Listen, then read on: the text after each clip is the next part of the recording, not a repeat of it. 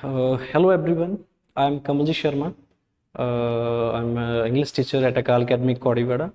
So today we are going to do a poem of class 10th, A Tiger in the Zoo. Okay, so before this, before the starting of this poem, as this poem is written by the writer Leslie Norris, okay, we want to give the brief introduction about the poet. So the George Leslie Norris was a prize-winning Welsh poet, okay, and a short story writer. Welsh poet means the poet who used the Welsh language. Okay, it is a language. Okay, so in the Wales, or we can say some part of England. Okay, in the England. So he is considered as most important Welsh writers of the post-war period, and his literary work have won number of prizes. Okay, so this poem is Tiger in the Zoo is written by Leslie Norris. Okay, so today we are going to do this poem. This is a part of your of the syllabus of class 10th. Before the explanation of all the extracts of this poem, I just want to introduce brief introduction of the poem. So in the poem, writer Leslie Norris explains the agony and the helplessness of a caged tiger that lives in a zoo. Okay, so the poet explains what is the life of a caged animal. Okay, if he lived in a cage, and what life can be there if we set that animal free in the jungle or in the forest, we can say. Okay, so the lives of an animal, or we can say, or the word, if we take the example of any word, that would be changed totally if we set that word free or animal free, or if we keep that animal or word in the cage. Okay, difference is also given there. Okay, what can be done in the cage and what can be done in the forest. Okay, so let's start the first extract.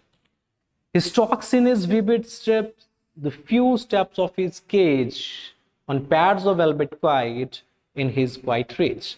So here in the first extract, the poet has firstly, when he started this extract, he has personified.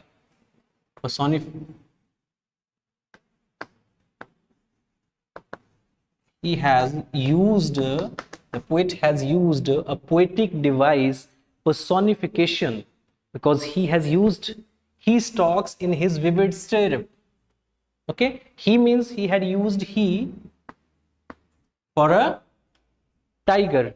Okay, so personification is a poetic device where animals, plants, or even we can say unanimate objects are given human qualities. So here he used he in place of a tiger. Okay, so he is used here in place of tiger. The poet says that he stalks in his vivid steps. Stalks means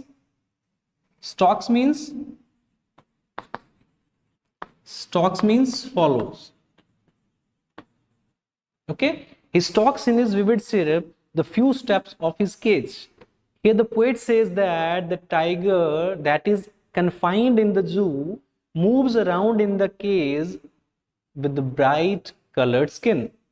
Okay, on pads of velvet quiet in his quiet rays. He further says that the tiger can take only few steps.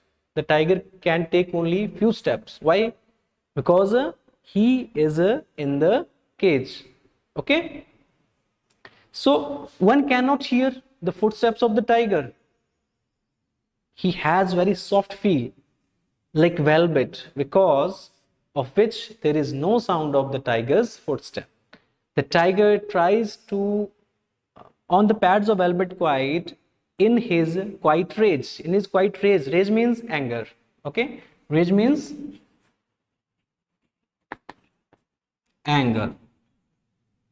So here the poet wanted to say that the tiger tries to control his anger by quietly walking in the limited area given to him. Okay, he could not show his anger to the people because he knew that he is in the prison, and that cage is like a prison for that tiger. Okay, so here the poet has also used one another poetic device, that is metaphor, in the first that we can say extract. Okay, where he has used metaphor, he has used tiger's paw are compared to the velvet. Okay, tiger's paw compared to the velvet, and metaphor is a figure of speech that makes comparison between two unlike things. Okay, so there is a no comparison of velvet and tiger paw, but he has used the poetic device and compared these two unlike things. Okay, now we move to the second extract of the poem. It says, he should be lurking in shadow. Lurking means to hide. Lurking, to hide. Where to hide? As to wait for prey. To hide as to wait for prey. So he should be lurking in the shadow, sliding through long grass near the water hole where plump deer pass. Okay, one more thing you must check, Vita.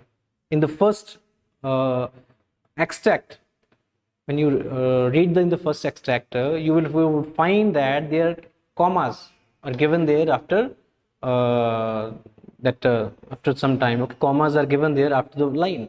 But in the second extract, you would say that he should be lurking in the shadow. There is a comma, but sliding through long grass near the water hole where plump deer pass. Okay, there is no comma is given there. So it means the poet has used a poetic device. We can say that is enjambment. Okay, what is the enjambment? Enjambment is when we continue the line to next line without punctuation marks. Okay, so from sliding through to deer pass, there is no punctuation marks given there. At the end, only full stop is given there. So now let's explain this. In this extract, the poet says that if the tiger was free, in the first extract, what we read? We read in the first extract, the tiger in a cage, he could not do anything. He just could move from one place to another with the in a limited area with small paws. Okay, but he could not do anything. He could show his anger only by moving here and there in that case, in that prison. But in the second extract, the poet wanted us to imagine what would happen if the tiger would be free. Okay, if the tiger was free, he would be hid himself behind the long grass near the water bodies, that he could easily catch a deer in order to have its food.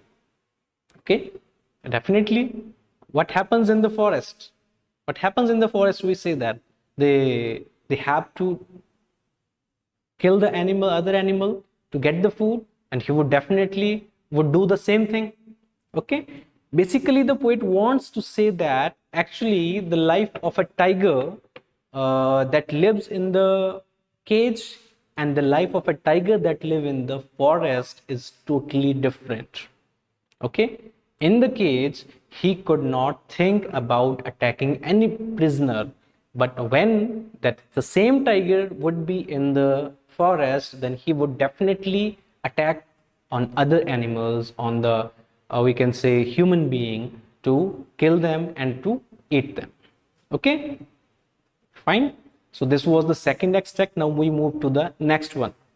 He should be snarling around houses at the jungle edge, bearing his white fangs, his claws, terrorizing the village.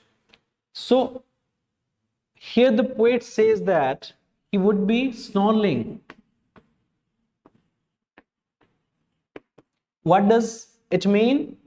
Warning sounds.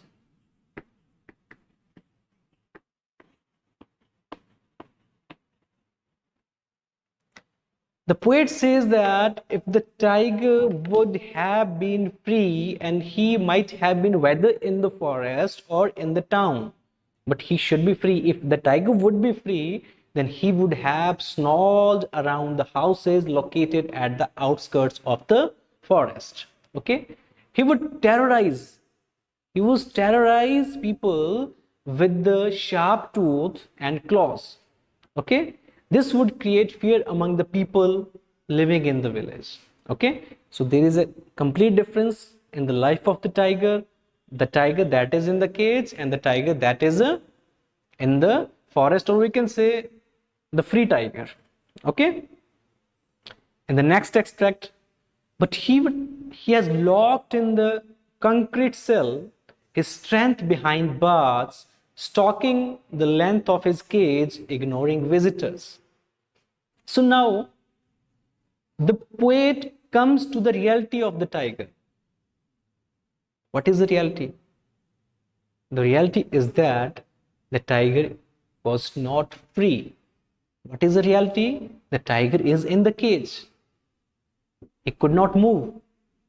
So he says that the tiger is confined in a strong cell, we can say, but he was locked in the concrete cell. So concrete means that is made of bricks, made of cement, sand and water. Okay, but now it is a reality that the tiger is not free. He is in the concrete cell which is made of strong building material.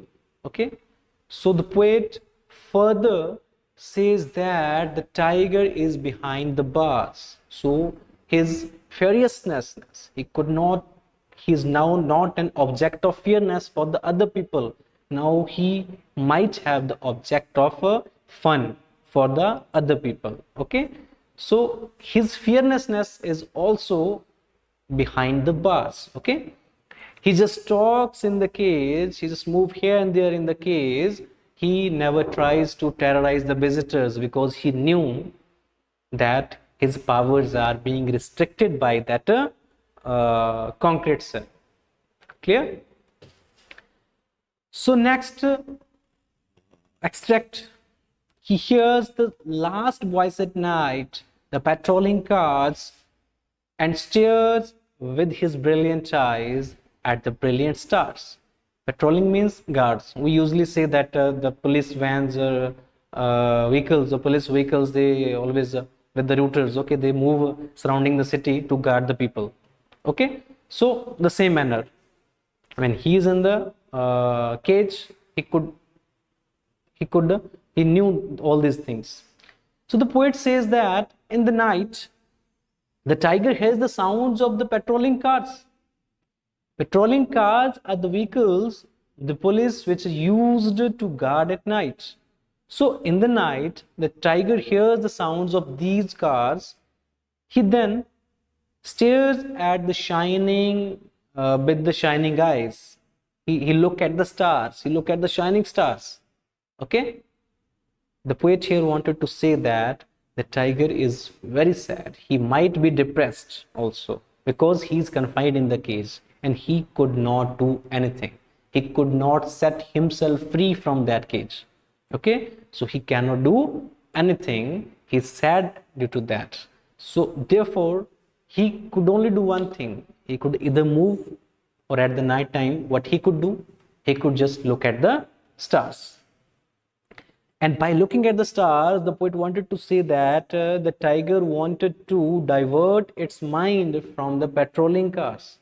Okay, because all those patrolling cars might be disturbing that tiger at night. Okay, so the tiger wanted to only to divert its mind. Clear?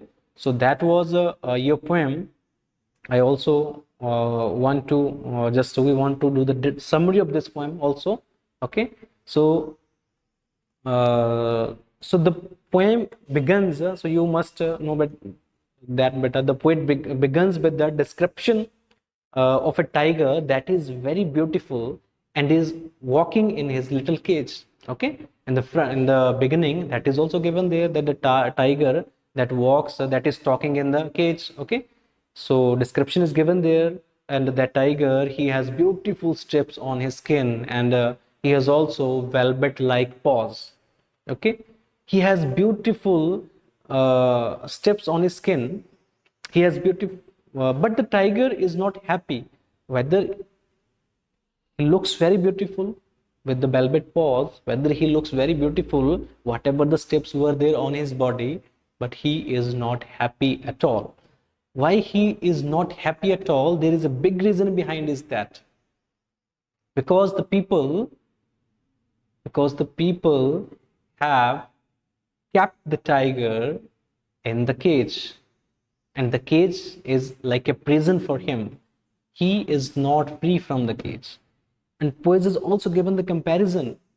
What kind of life can be there if the tiger would be in the cage or if the tiger would be in the forest? What would be happen if the tiger would be in the forest? He would definitely kill any deer. He would definitely kill any human being, but he would definitely kill any other animal also for feeding himself or itself, we can say. Okay, but when the same tiger is in the cage, he could not do anything. Even then, not only he could do, even then he did not try to fear the people. Okay, because it knew that, because the tiger knew that all the power of the tiger now is behind the bars. Okay, so now he did not terrorize the people. Okay, so with this poem, the poet has also told us the agonyness of the tiger. He has given an example of tiger, but we cannot say that only tiger has the agony, that sadness. All the birds or animals that are behind the bars, okay, that are in the cages, the same might have felt all these things. Okay, so here the poet says that not only the life of the tiger changed, but also the personality of the tiger is also changed. The tiger that is in the cage, the people, they do not afraid from that tiger, but the tiger that is free, the people always afraid from that tiger. So this is the basic we can say difference of these two tigers. So the poet is trying to say that we should free all the birds or animals. Okay, so beta, so this was the your poem. I hope that you have understood it well. Okay, so thank you so much.